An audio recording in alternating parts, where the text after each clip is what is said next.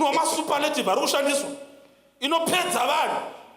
Famba. Vanhu vose vatakavonamo vaiva varume vakakura kwazvo. Unoona here ukaona munhu unoshandisa masuperlative aya haza aMwari. Kwai vanhu vose. Hakuna chinhu chakadaro panyika pareal life, hakuna chinhu chakadaro. Watoona vose. Vose wakati iwe wakaona vose. Vakavata vakadamwa kuti vaonekwe newe. Vose. Vose. Nevakanga vakashanya vakadzimbodzokai muonekwe newe. Vose. Nevanga vari mumaini pasi zvakambonzi chimbobudai muzoonekwa newe. Vose. Vose. Nevanga vari majero ukapinzwa zvikanzi pano muda kuona vanhu vose. Apa uri mushori espai uri kutofamba wakavanda asi ndokuona vanhu vangani vose nezvana nazvaiyamwa ukabvunzwa kuti ichi chinonyamwa singagoni kuti mai ichi chakakura here akatoona vo. It's a wrong spirit. Ukaona munhu achiti mazuva ose patone wrong spirit. Iwe une bhilo yokumaka mazuva ose. Wotonoda uchadhili nomunhu wodhila neattitude. Makore ose. Nguva dzose. Nyika yose.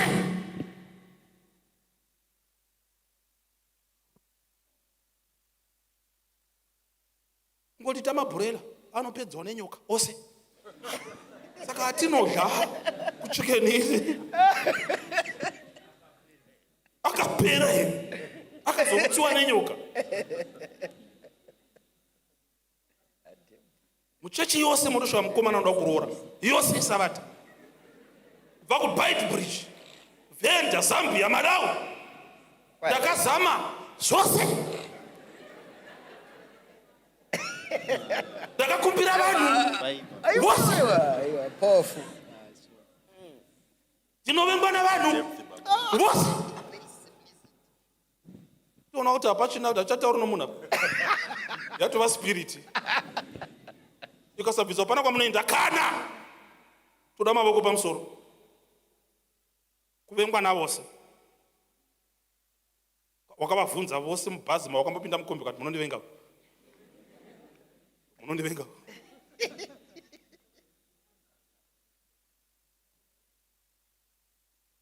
uzodiwa navakawanda ukashaya kuti unyanya kudani.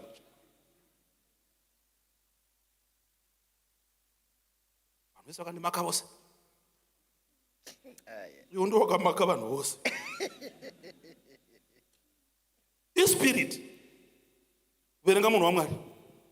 Vanhu vose vatakaonamo vaiva varume vakakura kwazvo.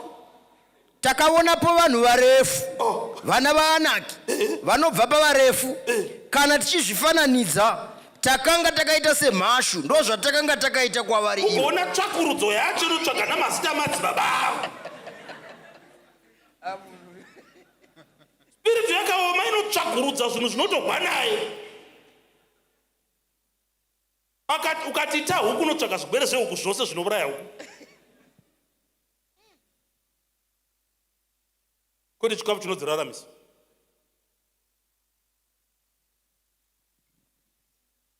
Kwaisita takaita sei? Semhashu. Woti mhashu nomunhu. Verenga munhu waMwari. Takaonapo vanhu varefu, vana vaAnaki vanobva pavarefu. Kana tichizvifananidza takanga takaita semhashu, ndo zvatakanga takaita kwavari. Wapinda pachi 14. Zvino ungano yose yakachema zvikuru. Ungano yose yakadii? Yakachema. Ende vakomana vachidzokera kumba kwadzachemesa chechi. Tachemesa chidai. Chechi. Because muchinda waitaura waiparidza uyu. Aiwa waifamba. Nevhangeri wrong spirit. Wakatoinvitiwa kuzochemedza vanhu. Ungano yose ikadii? bereka yakachema urungani vanhu vakachema usiku ibwobwo hose muparidza achipombera wrong spirit vanhu vachirespond tu yakaipa tega mufana wako vana vaIsraeri vose vakapopotera Mozisi naAroni vungano yose ikati kwaari haiwa dai takafira hedu munyika yeIjipita kwete kudai takararama unohambi spirit yacho kwaidai takadini takatofirapo maindi ikaipa haifungi zvimwe yatofonyoka haasi kudai takararamira kwaidai takadini kuti azokuti kufa kune difference either wafira pano kana wafira uko wafa kuti taishu yokufa paungano yese yakachema muparidzi ari pachipukuta ziya ntauro rake tombonzokorora ipapo munhu waMwari mati vakareba sei otora mazitanda maviri oturikidza vanhu vowedzera kuti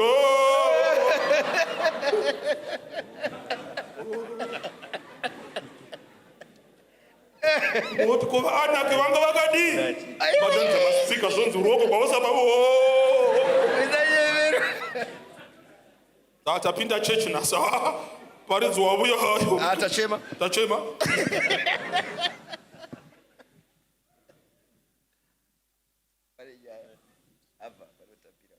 hatidi spirit iri tired netiresome rikati kutaure vana vaMwari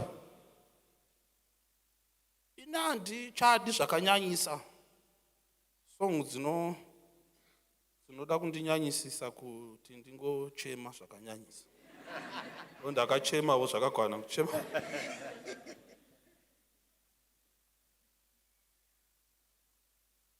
munyika mune rufu asi hamuna kuzara rufu hamuna kundiwa wakapesera kuenda kumariro rini hama dzapera tapera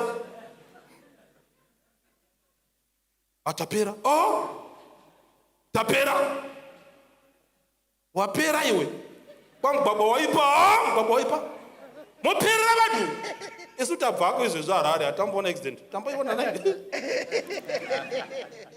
dzakawanda ndo dzasvika kudarika dzawa asi ati chinongo tapera mugwagwa une rufu uyu wakashamira ropa ravanhu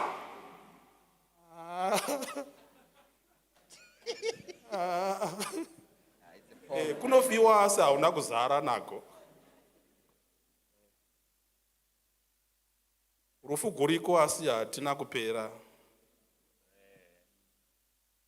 mazuva anofadza akawanda kudarika anosuvisa unoti musodzi ndiyo nhaka yako uri kuchema izvezvo wazvatasvika pano wambochema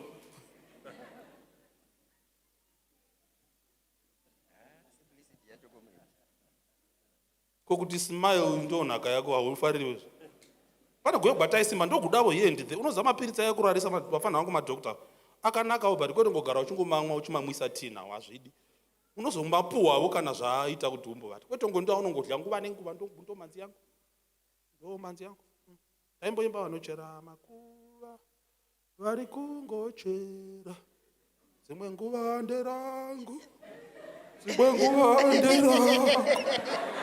asikana vakomana chimbotiregai unongovona makuva komastenza umavona kumboti vakomana vambotimbira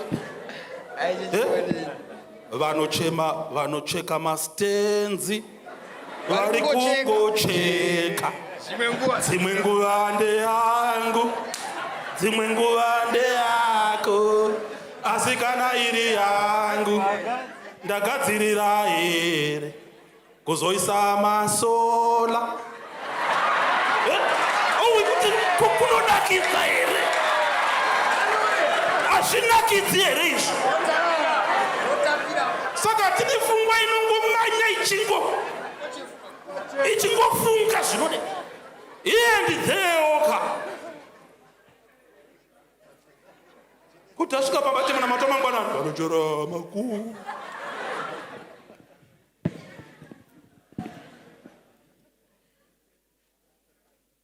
choro mudzimai ndasachatiza kuti ndakangori ndaguva kwandomanzi yandofarirayo mirayiro vanonga ndingoza kana ndafa ndoda kuti usaure uchizi kana wararama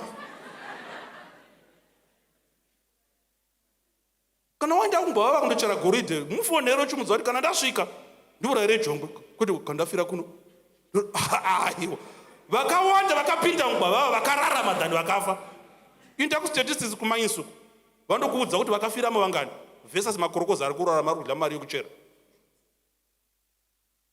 apa utopereramo makomba utopera vangani ende munhu wafa zvinotobuda panyuzika kana munhu afa kungowa hwani chete wafiramo kwavopera totopera. And you are giving bad publicity kuna Mwari. Sure. Satan achiwana mileage. Komponzo munhu achibheje kwa Satan wakaoma. Ukamuti haana monetsana, iye ari wecheche. Wakaoma. Tireless spirit. Vakachema. Indapana Joshua chapter 14 verse 11. Tichipedza zvedu. Caleb manje vazopinda vandokonga yava nyika yavapinda mukati menyika manje. Joshua chapter 14 verse 11. Verse 11. Kunyange zvakadaro nanhasi ndichine simba. The Caleb manje chava 85 years vakugoverwa manje saka vamwe vaida nyika iri plain ndobva Caleb ati kunyange zvakadaro nanhasi ndichine simba sezvandakanga ndakaita nomusi wandakatumwa naMozisi. Yes. Sezvarakanga rakaita musi uwoyo ndizvo zvakaita simba rangu nanhasi kana rokurwa. Unochiwa here Caleb 85 years 40 years ago ari kuti 85 musandidherera zvandandakaita kare ndozvatiri kana rokurova mirava ndokuwisa anicharovi nesimba ndakurova neexperience ndoziva pokurova unoona spirit yacho a tireless spirit verenga. Naizvozvo zvino chindipa nyika iyi yamakomo yakarebwa naJehovha. Chindipa nyika yamakomo. Vamwe vaida mapani zikazi naCaleb tireless spirit, give me the mountains. Give me the mountains. Vamwe vazhinji vanoshanda nephilosophy of a river. A river follows the path of little resistance. Kana rwizi ruchierera kunotsvaka pakunodherera kunonzvenga mukwidza. Ukandobondera pamukwidza so kunodzira. Ukandobondera pamukwidza kunodzira. That's why all rivers are crooked. Hakuna straight river. If you follow the path of little resistance, you are a crook.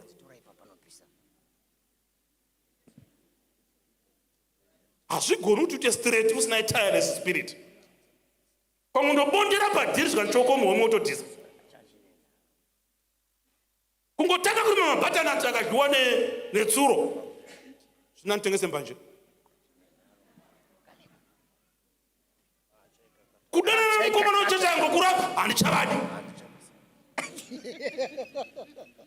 Caleb ari kuti ndoda yamakomo yamuri kuramba yamunoti chanebhula sei ndipei yamakomo yamuri kuti mamwiri because munofamba sei makomo ndopandoda ipapo. I want challenges because Mwari wangu ndoamba challenges. Amen. Amen. I want an impossibility because it's the Lord of impossibilities. Ndoda gomo. Unoti Mwari unogona wakagonerei usina an impossibility. Zvinonzi hazviti ndipei ndiprove kuti Mwari wangu une simba. Ndosaka Jesu kapakanzi Lazaro wafa 4 days haana kusvika. Because dai akasvika within 4 days vaJudha vaiti within 3 days munhu haana kufa, mweya wake uri kutenderera. Saka munhu akangosvika unodana mweya wake uchiri around. Jesu ndobva aita 4 days theory yavajudha yakanga yafa zvikanzi mweya watotiza jesu ndobva asvika. He was 4 days late. Dai akasvika within 3 days zvainzi ndewered cross waita resuscitation mouth to mouth. Just had give me the mountains. Ndoda wafa wavora wonhuwa. Asvika akati mamuisa kupi? Kanzi wotonhuwa zvikanzi endei. Kushandisa faith yavo haana kuda kuti kukungurusa ibwe iye. Anoti imi bvisai ibwe renyu zvamunogona itai. Ndichikuitirai zvamusingagoni. Ndikakubvunza kuti wakaregere kudya nguruve iwe Mwari wako wakambokuitirei? Wakakuitira zvaunogona iwe. Testimony dzinoshaikwa pana. Wakazondibetsera kundogera ndebvu. Choro vasina Mwari. Ndebvu vanodi? Nongogera.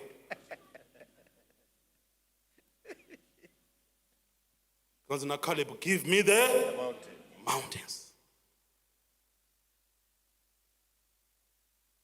Toda wapfana. Ellen White noted higher than the highest is God's ideal for his people. Uripi madembo. Uchikurangarira vhesi yamukoma Charles. Yataitiswa. Yaitichi. Taiti vachidanidzira tichitevedzera man. He is able to do above. Taiti chiko. Taiti, yeah, he is, our God is a song. He is able to do exceedingly above than what we think or imagine, according to the power that worketh within us. Zvanzi Mwari une power yekuita beyond what we think or what? Imagine. Kubvira Mwari unotangira pawaimagina, wafunga, woimagina, wozotangira ipapo. Zvino kana usingatombofungi kana kuimagina kwacho unotangira pai. Nokuti Mwari akamirira munhu waimagina, wafunga newaimagina. Wozoti ndaakuchitangira ipapo kuita beyond what you think or imagine. No munhu spirit inongova retired, tiresome. Haana kana chaanofunga.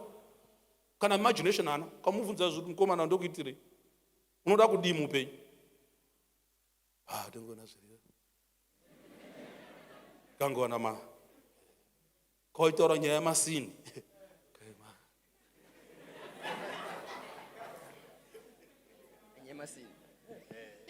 Kwamaona ari pamba pamwana wako, unobate kumufana? Ndakuona mufesi wangu ari mwere muchinda. Chii chauri? Pane masini mamwe. Wozobvunza mwana kuti komasini anoreva mumwe wako ndapi naye zvonzi hapane chi-CD chimwe. Nesida ringa radaro rina mangoma. Kuti Mwari chero akauya kuti azokuitira zvunhu.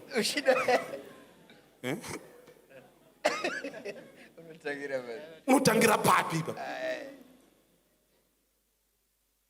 Uri musikana. What's your imagination? What's your dream? Kuti Mwari atangire ipapo?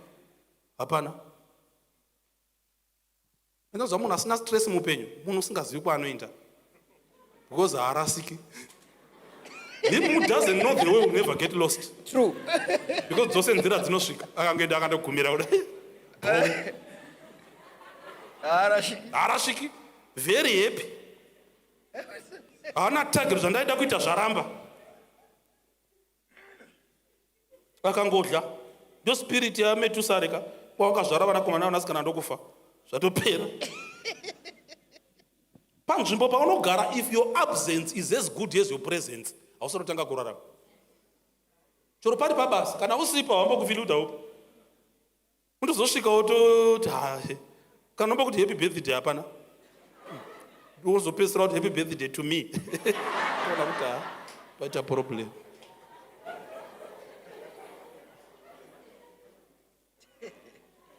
Either uri pabasa kana kuti haupo hapana unombofila kuninga hapo. No dream. Nothing. Kutora ipa kuti unorongei noupenyu, unoda kudii?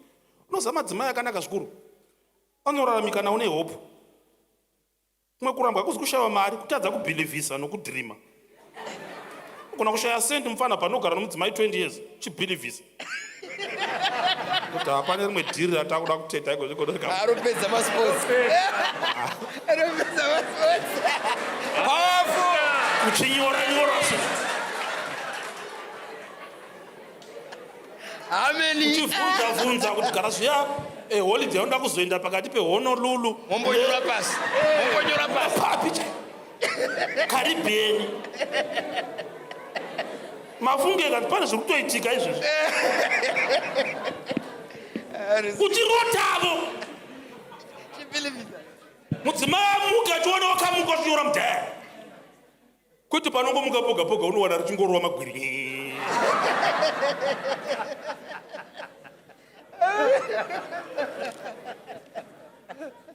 Dream. Kafunza ndokuna matire hapana. Kandopota chimbovaviwa kumusana.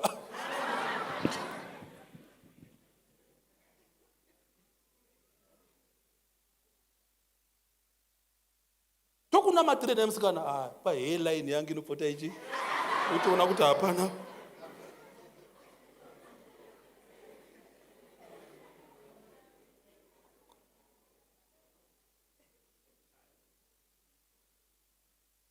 Tireless spirit. Kudenga vakomana navasikana ngandikudzei. Upenyu hwedu hwese takakura tiri muevangelism. Zvinonetsa kuparidzira munhu denga usina ambition. Amupo. Kana munhu asina ambition haatendeuki. Zvinotonetsa kadana kopana paabui. Usafunga sokuti kuvenga Mwari kana kuti kuti una Satan. Kutofa fungwa chaiko. Because kana chiparidza Jesu kwandiri kuti shamarika, pane zvaitika, pane dhiri riripo. Jesu ndo akuzokutora panapa, wozokuisa kumansion iri kupi? Iri kudenga, kune nzira dzegoridhe. What? Oh, there's a table spread in splendor. Tichasvika tondodla, ticharova panapa. Totifamba, king. Torova, famba. And that great get up morning, ticharova kudenga, tichibhururuka, so tundumuseremsere. Toita via past Orion. Tosvika pa sea of glass. Une kuchitsama kutsanangurira munhu zvinhu zvakanaka so. Tosvika pa corner Hallelujah Square. Tondopinda pa imba iri pa corner so pa number 5 I will open my golden door with a golden handle and I will march in putting on my golden sandals in the golden alleys and byways. Then I get into my golden mansion. Then I jump on my golden bed. Then put on my golden pajamas. Do tsamira pa golden pillow. Watch me. Then I open a golden fridge, then take a golden apple, then munch it with my golden teeth. Hallelujah. Uchitengesa kunaka. Wozodana ko. Wotunoda kinja kudenga ikoko. Ona rimwe rakangogara kudo. Tona kuti choro panyika hapana chinobuda. Hapana kana.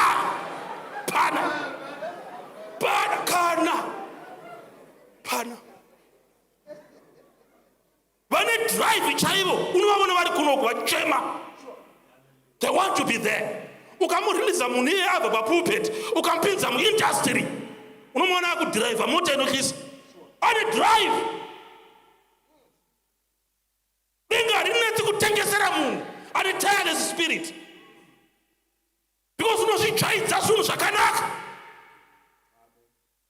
Kuti kamuti kunogedwa meno dzoda kutongoendawo. Kamuti dzoka dzoenda. Kati mbudzi kuruboshwe dzotoenda kuruboshwe. Kana munhu asina drive chero denga wamutengeseri. Pakana ndo type dzoti kana nchifa ngandife. Kana nchipiswa ngandipiswe. Tona kuti hapana apa.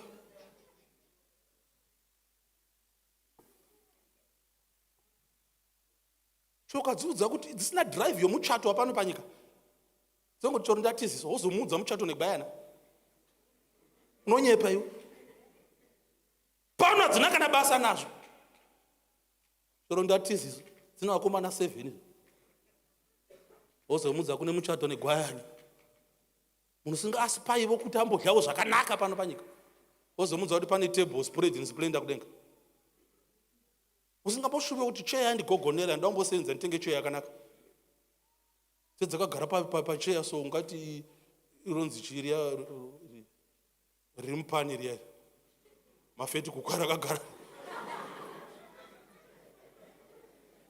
Kana mboona kuti situation yako haiti so kagara pachicheya chakada zvimadhamburosi mabvi akagumashaya, wozomudza kuti kudenga kune cheya yegoridhe kuti idzo dzakatoneta pano haritengeseki. Tikadana koiko zvino vanhu vanouya kunoku vanhu vanotoziva zvavane, the ambitious. Ukatarisa upenyu hwavo vantu vane drive yekuda kuenda mberi chero asina izvezvo. Panoda makodzi dzakatongogara kuti hapadliwe asi tawana vadya.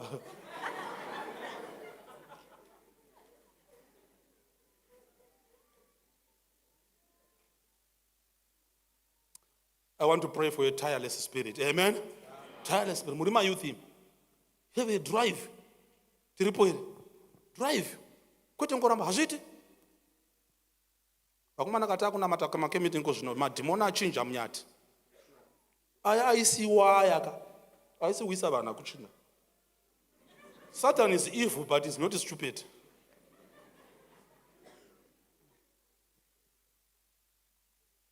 Kuna ratongwa dhimoni ngitaura newe wakatarisana naro kudai.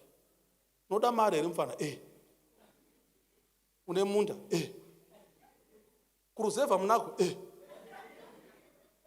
Kune minda? Kune tsime? Ndoda kupa 20 tenge maseedlings emakabeji. Anokwana mangani? 5,000. Chinda undodzvara. Tona kuti hasi munhu wava mweya. Kuda kwaanoda kuita pizza mudiro wanoita chicken iyi. Ukadzvara akamera ari 5,000 anomera. Anokura. Kumba kwenyu kune gomo rine murakani. Kukaenda kandotuta murakani uchisa mumakomba. Wodzvara makabeji ako 5,000. $4 for 4. Ingone mari. 1.250. After 3 months. Zvipando kutaura dai dhimoni ritokuza kuti hazviiti.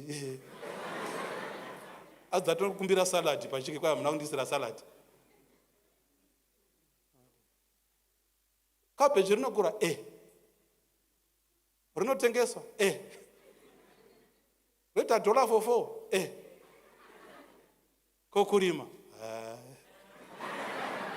une $1 handina unorida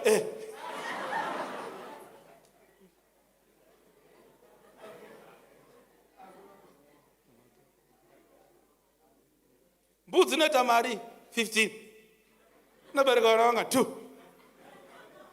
shangu yake ndeye mari 60 imbudzi ngani 4.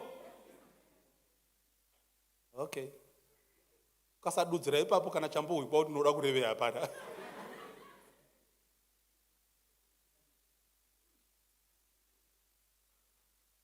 The tiresome spirit inenge tuka mairi chocho haitibetseri. Uda kuroora ndakambotaura naerita. Uda kuti vafambise chindiro chokuti uroore.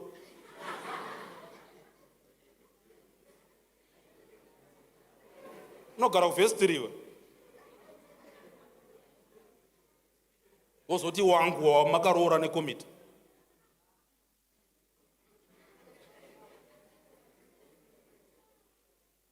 Tiresome spirit. Toda a tireless spirit in everything. Kuna matamari tireless spirit.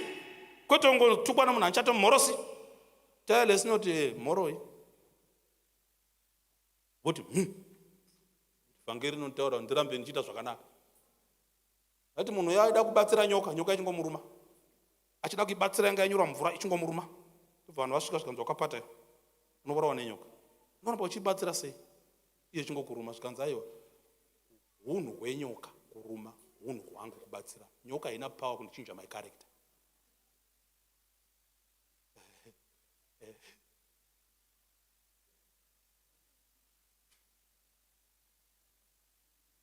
have a tireless spirit. Usakonzereswa. Ndakonzereswa, ndatsamwiswa. Hautsamwiswi kana une tireless spirit. Caleb against vanhu vese akanga nespirit yake. Hakuna munogona kutsamwisa inhema. Ndiwo unotsamwa. The law of causation. Kanofunga kuti anditi unogona kugaya kuti ndakava bhora ndarikava ndosaka rakunguruka. Bhora ukarisapa kwarikava rinokunguruka. Wofunga kuti ndiwo warikonzeresa kunguruka nokukava. Ndoda kuti same amount yepower yawakava bhora kava speaker.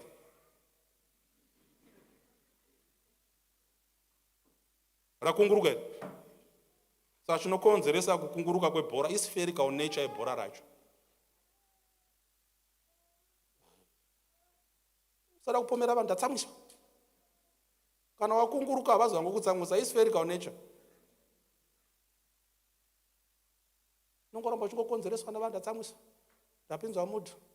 Ndadii. Ndakuuniswa. Vanhu vasingakuuniki. Ndokumbira kuti mbondituka zvose zvaungada kugona kana ndikatsamwa.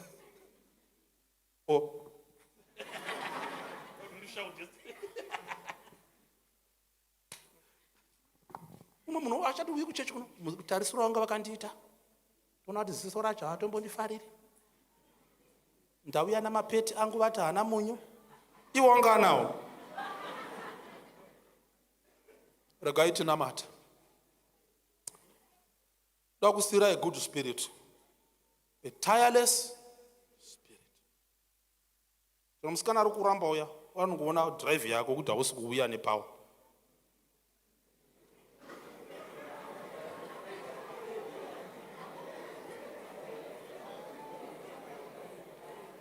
Regai tinamata.